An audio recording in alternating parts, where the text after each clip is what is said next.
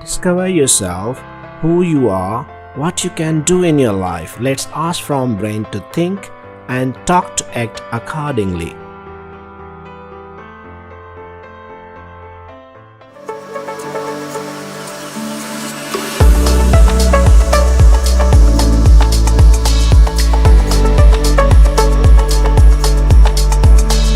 Today we will learn Json. Json stands for JavaScript Object Notation. Json is a lightweight format for storing and transferring data. Json is often used when data is sent from a server to a web page.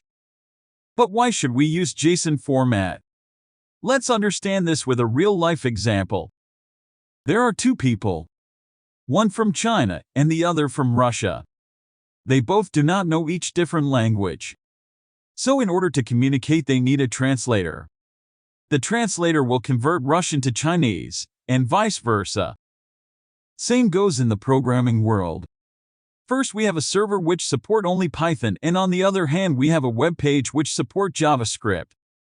Therefore, we need an intermediate format which Python and JavaScript both can understand. Now let's understand how we can use Json in Python programming language. First, we need to understand the syntax of Json.